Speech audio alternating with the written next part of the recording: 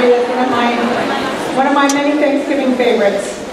So welcome all of you to our annual Thanksgiving Assembly, an event that I know is a perennial favorite for all of us, students and adults alike.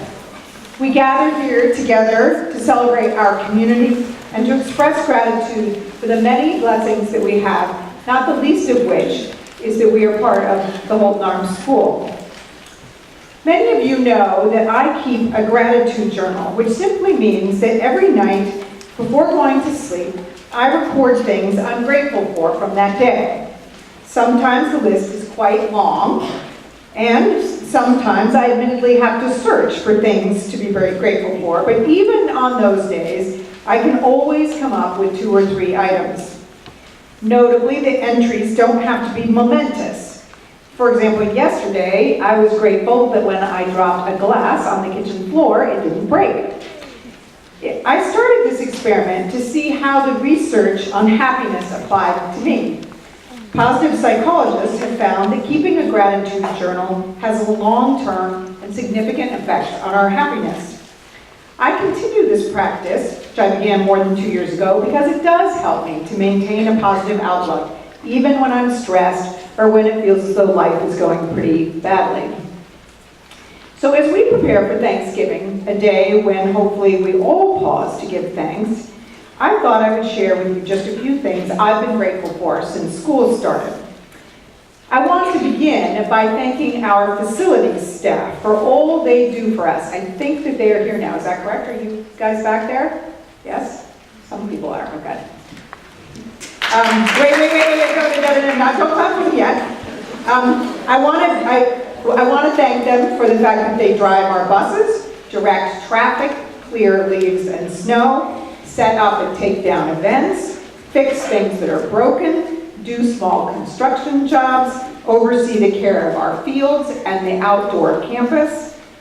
They maintain our buildings and our school vehicles, and often this work happens on weekends. I ran into Garvey yesterday morning, cruising around on the golf cart. They greet our guests and make sure we stay safe. Every day they get here before most of the rest of us do to make sure that the building is ready when we arrive. And since June, they've worked in the midst of a construction zone. We've invited them here today so we can recognize them in person for all they do for us, day in and day out. They're in the back of the theater, so I hope you'll turn and thank, and I'm going to name them, each one of them, Rod Turnbow, Kevin Wilson, Susanna Yusi, Ken Bryson, Dominic Palmer, Billy Marino, Tinson Chopel, Ian Keener, Chris Mayer, Fabian Chamorro, Garvey Amadi, Salvador Robles, Dave Hawkins, George Turena, James Gaylord, and Pierre de la Prague.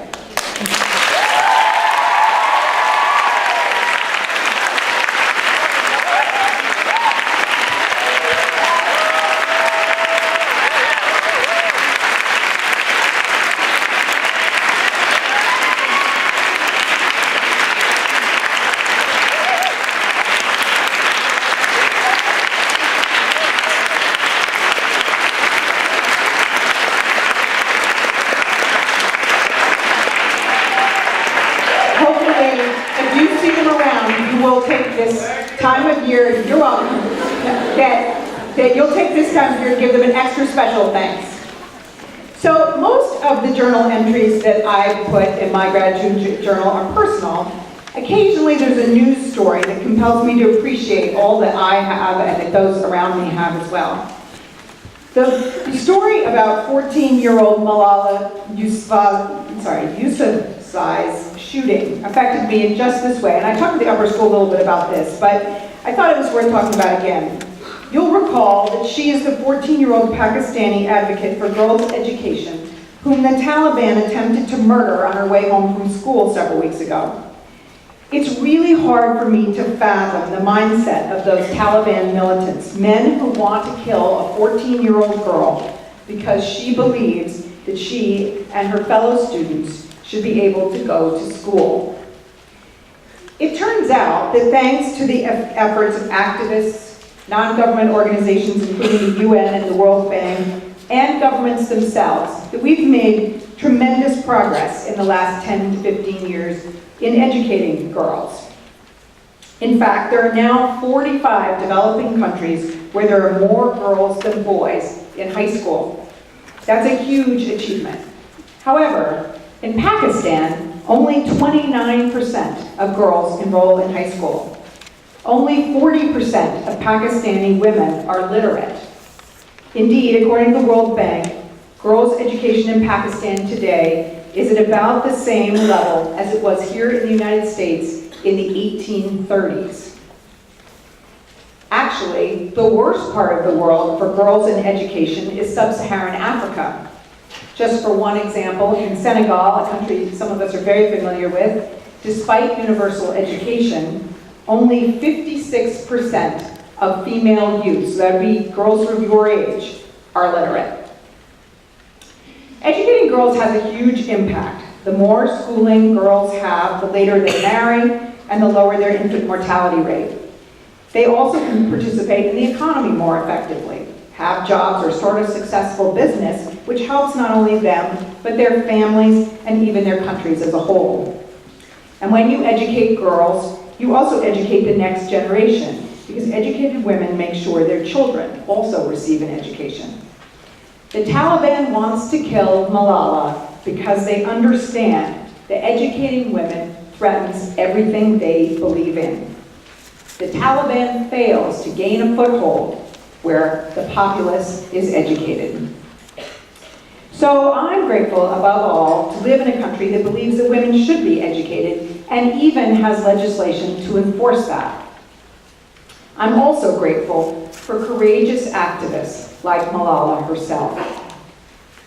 Now, closer to home, I'm often grateful for the accomplishments of you all, the students, such as the 8th graders running our in-school presidential election, or the upper schoolers who developed and facilitated the diversity conference, or for the ITSAC team winning on Saturday, or for everyone who could contribute to putting together the impressive 85 Thanksgiving baskets last week.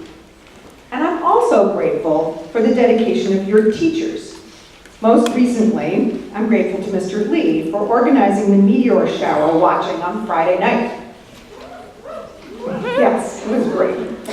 It's a credit to you girls, intrepid characters, that your interest in the natural world, that more than 20 of you would brave sub-freezing weather so you could observe a relatively rare astronomical event. It's not too many teachers, for that matter, whose passion would lead them to organize such an event. Or many other teachers like Mrs. Pence, Mrs. Craig, Mrs. DeBrock, and Mr. DeJohn, who also slept out under the stars with you. Now, I hope everybody understands this. It was 30 degrees, and all of these people were sleeping on the track so they could watch the meteor shower. Personally, I became more familiar with constellations, and I'm particularly grateful to Mr. Lee for helping me to recognize a shooting star, even though they turn out to be far less dramatic than I had expected.